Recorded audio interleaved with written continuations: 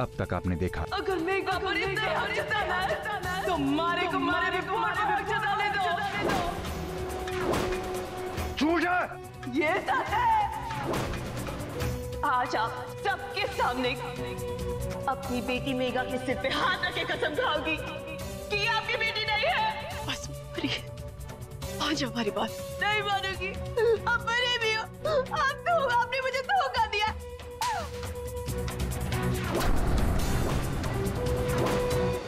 मैंने जो कुछ भी किया वो परिवार के भले के लिए किया। क्या भलाई के लिए? बोलो, क्या भला किया तुमने? हाँ, अपने बेटे को हमेशा के लिए खो दिया, ये भलाई। अब आगे। और जो बेटी जो मेरी आंखों के सामने इतने सालों से रही, आज तक मैं उसको एक पिता का प्यार और स्नेह नहीं दे सका, उसका अपराधी मैं जिंदगी भर रहूंगा, ये बना हुआ। तब तुमने मुझे रिश्तों के कटघरे में खड़ा कर दिया है और तुम कहती हो कि जो तुमने किया है वो इस परिवार के भले के लिए किया है। नहीं, मैं अपनी ओर से सफाई नहीं दे रही हूँ, लेकिन मैं डर गई थी कि अगर मैं बेटी लेके जाऊंगी तो जिंदगी भर भाई साहब के ताने सुनने पड़ेंगे। और अब क्या होगा? तुम ताने भी सुनोगी और भाई साहब मेरे मुंह पर कालिक भी पोत देंगे। अरे बड़े बाजार में मुझे ना मत बुलाएंगे वो मर्द जो अपनी पत्नी के झूठ को इतने साल तक नहीं पकड़ सका।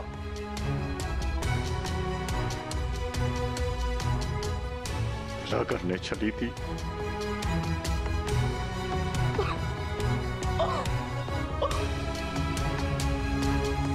मैं अपने दिल की भड़ास तुम पे चाहे कितनी भी निकाल लूं, मगर इस सच को मैं नहीं बदल सकता कि मेरा कोई बेटा नहीं है, ना होगा।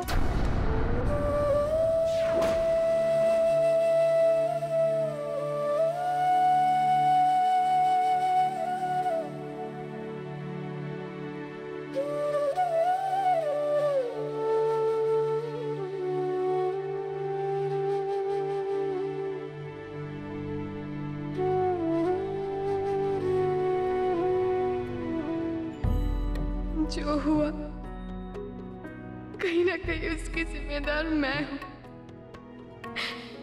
अगर मैं इस घर में ना आती तो शायद ये राज कभी नहीं खुलता।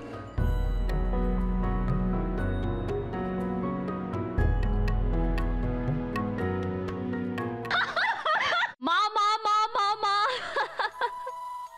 माँ, आपने पूरे पोद्दार परिवार को ऐसे घुमाया कि पूरा पोद्दार परिवार घूम गया। आप तो यहाँ खुशी से झूम रही हो ना? नीचे मातम मनाया जा रहा है, मातम।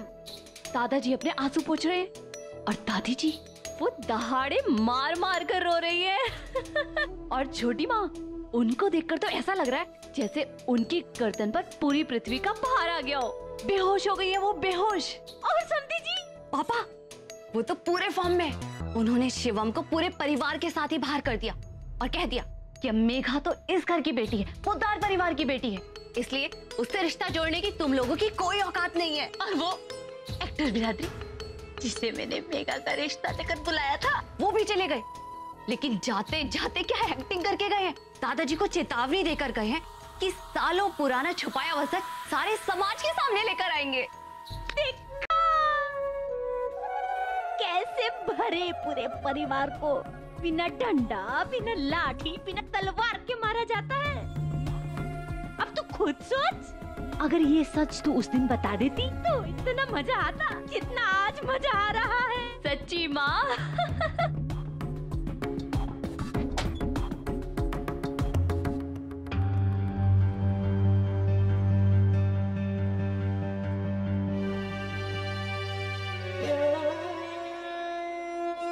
देखा दामाद जी, मेरा दिल तो बैठा जा रहा है। जब मेरे दिल पे ऐसी गुजर रही है तो घनश्याम जी और विभोर के दिल पे क्या गुजर रही होगी। उन लोगों के साथ तो इतना बड़ा धोखा हुआ है। माँ, मुझे तो रोना आ रहा है। क्या मुंह लेकर अब समाज में जाऊंगी? चलती सड़क में लोग उंगलियां उठाएंगे, ताने कसेंगे कि वो देखो पोद्दार परिवार की बहू जा रही है, जहां पर लोग दूसरे के बेटे को अपना बेटा कहकर पालते हैं। मुझे भी कुछ समझ में नहीं आ रहा है।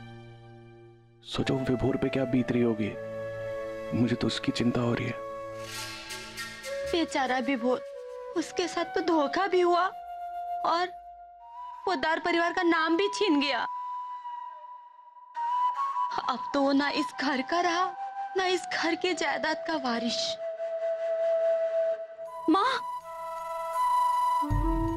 मतलब अब तो इन पे सारा भार आ जाएगा।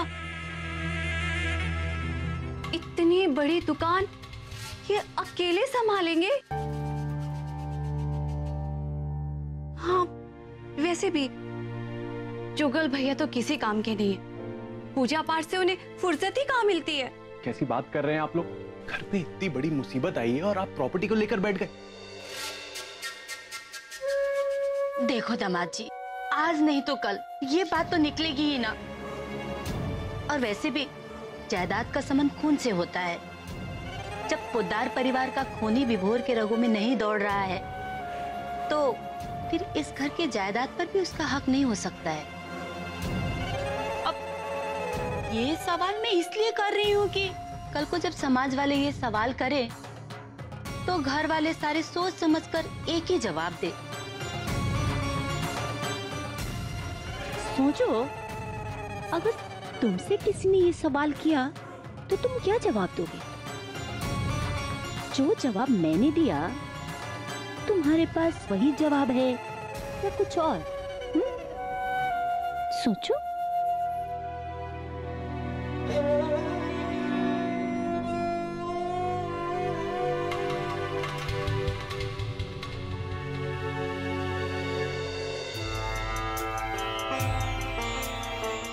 जिस पोद्दार परिवार को इतने सालों की मेहनत से बनाया है, वही आज बिखर रहा है। कौशल्या, तारे को ये बात पता थी? नहीं माँ जी। किसी को पता था क्या इसके बारे में? हमारे को ये बात समझ में ना आई कि प्रभा बहू ने ये सच इतने सालों तक क्यों छुपाए रखा। उसको लगा कि हम लोग उसकी छोरी को नहीं अपनाएंगे। हम लोग इतने बुरे कब से हो गए जी? हाँ, इतने साल साथ रहने के बाद भी वो हमें पहचान न पाई। माँ जी, पहचान तो हम न पाए। एक नौकर के छोरे को हमने घर का खून समझा। लाखों रुपया बर्बाद किया उसने, मारा, लेकिन अब एक भी रुपया बर्बाद ना करने दूंगा उसे। आज ही उसके ऑफिस का सारा सामान उठा के बाहर फेंकता हूं और वहीं ताला लगाता हूं मैं। अरे रुक जा बिलासी, इसमें विभोर की कोई गलती ना है। उसकी सबसे बड़ी गलती यह है कि वो मनभरी और स्वरूप चंद जैसे आस्तीन के सांपों की औलाद है। बड़े बड़े धोखेबाज देखे, लेकिन उन जैसा धोखेबाज ना देखा। खुद घर के नौकर बनकर रहे और अपने छोरे को इस घर का मालिक बना दिया। और सही फैसला किया था मन ने उन लोगों को घर से बाहर निकालने का। आज ही निकालता हूं।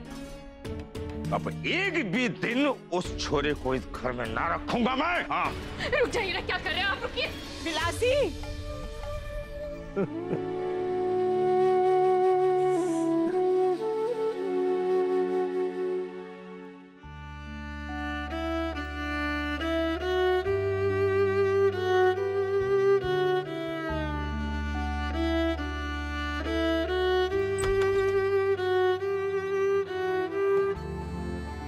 विभोर,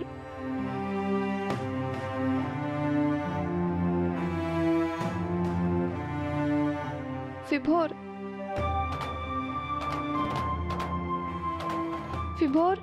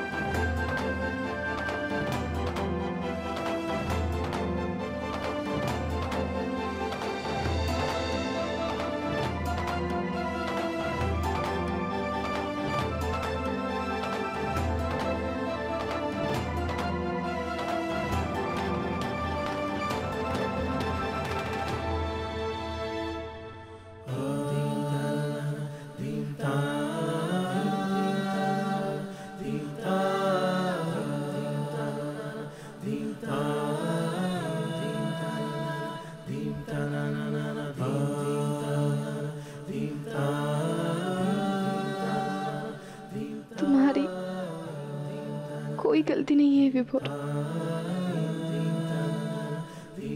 फिर इस तरह यहाँ छुप कर क्यों बैठे हो? रिश्तों के इस तूफान में एक पत्ते की तरह बिखर कर रह गया हूं।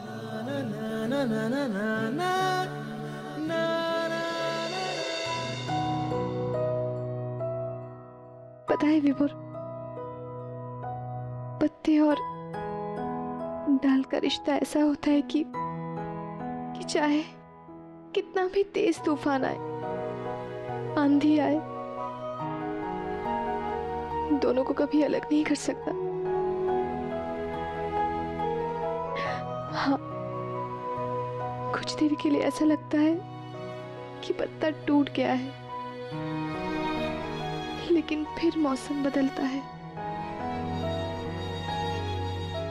फिर वही डाल होती है और वही पत्ता दोनों हवाओं में फिर से झूमते हैं, लहराते हैं और बीते वक्त को भुला देते हैं। ये बातें सिर्फ कविताओं में अच्छी लगती हैं।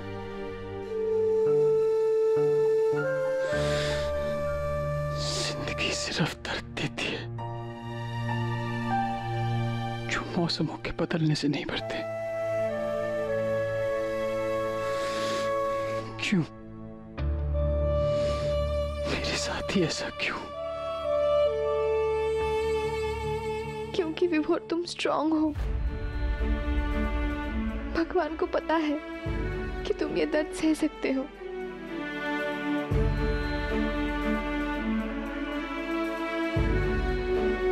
दुनिया में ऐसे लाखों लोग हैं जो तुमसे भी कहीं ज्यादा दुखी है। कुछ लोग ऐसे हैं जो सालों से बेड पर पड़े हैं लेकिन फिर भी जिंदगी जी रहे हैं। कुछ लोग ऐसे हैं जो अपनी पूरी फैमिली एक एक्सीडेंट में खो दी है लेकिन फिर भी दूसरों को अपनी फैमिली मानकर जिंदगी बिता रहे हैं। तुम्हारी लड़ाई तो खुद से है विभोर। कुछ लोग तो अकेली जिंदगी से लड़ रहे हैं। तुम्हारे साथ तो तुम्हारी पूरी फैमिली है विभोर, मैं हूं।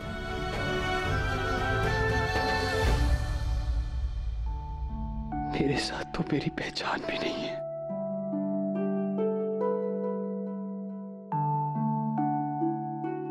धोखा हुआ है मेरे साथ। मैं अपनी मां को मां नहीं कह सकता। मेरे पापा मुझे बेटा नहीं कह सकते।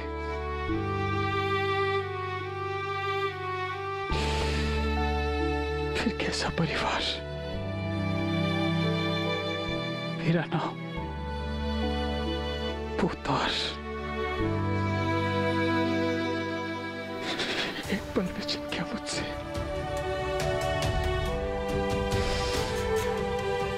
फिर मैं कैसे इस घर का, इस परिवार का कैसे? कुछ नहीं छीना है विभोर, कुछ नहीं छीना। 22 साल का रिश्ता ऐसे ही नहीं टूट जाते। उन्हें थोड़ा वक्त दो, सब ठीक हो जाएगा।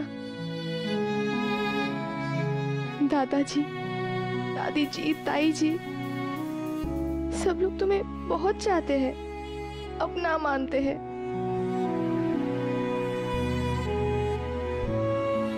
तुम उनके विभोर थे और हमेशा रहोगे।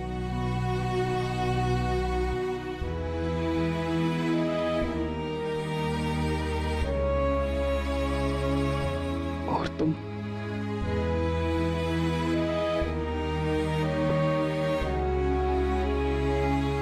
तुम्हारी नजरों में अब मैं कौन हूं?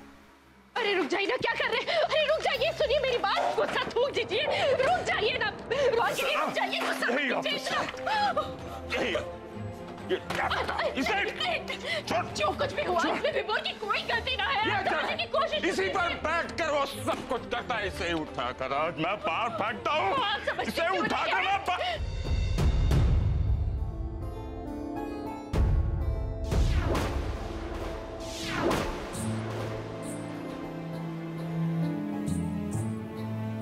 विभोर का सामान कहीं नहीं जाएगा।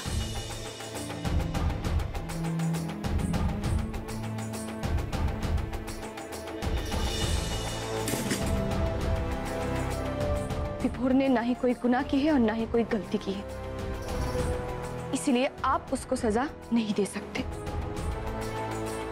तू कौन होती है मारे को रोकने वाली? अब तो तू पोदार परिवार की बहू भी ना रही। तू तो हमारे दुकान में काम करने वाले एक मामूली से सेल्समैन की बहू है। तुम्हारे से आवाज नीचे करके बात कर। आवाज दबाने से सच नहीं दब जाएगा ताऊ जी। विभोर ने इस ऑफिस का किराया दिया है, इसीलिए आप उसका सामान नहीं फेंक सकते। ओहो, तो तू मारे को कानून सिखाएगी? ये मारे को कानून सिखाएगी? ये तो सुन, कानून ये है कि घर का खून ही घर का बेटा हुए है। पलने वाला कभी बेटा ना हो सके है। पलते तो कुत्ते भी हैं, पर वो घर के बेटे ना हुए हैं।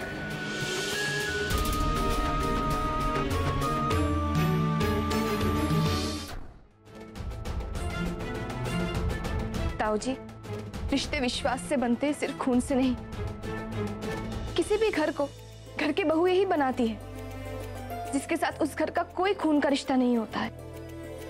दादी, ताई जी, माँ जी, मनीषा दीदी, काजल दीदी, इन सबके साथ इस घर का खून का रिश्ता नहीं है, लेकिन फिर भी इन्होंने अपना घर छोड़कर, जहां इन्होंने जन्म लिया है, अपने उस परिवार को छोड़कर जिसका खून इनके शरीर में है, यहाँ आई। पोद्दार परिवार को इन सब ने अपना माना, यहाँ नए रिश्ते बनाए, इस घर के मर्यादाओं को अपने जीने का हिस्सा बनाया, इस घर के संस्कार में अपने आप को ढाल दिया। आपके साथ इन सब का तो कोई खून का रिश्ता नहीं है ना? रिश्ता है तो सिर्फ विश्वास का। क्या आप इन सबको भी इस घर से निकाल देंगे?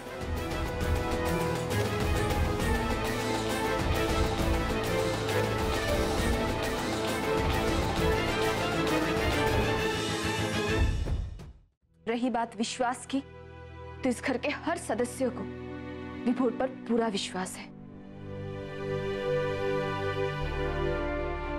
देखिए, रीति बहू बिल्कुल सही कह रही है।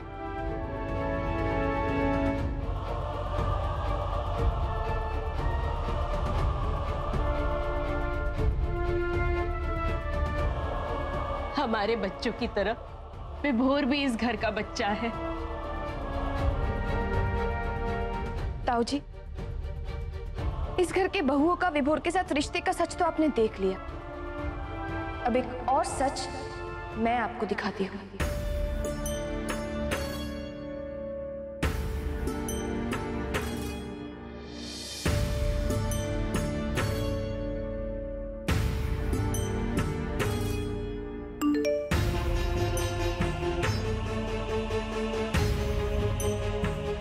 मैंने आपके मोबाइल पे एक वीडियो मैसेज भेजा है, जरा देख लीजिए।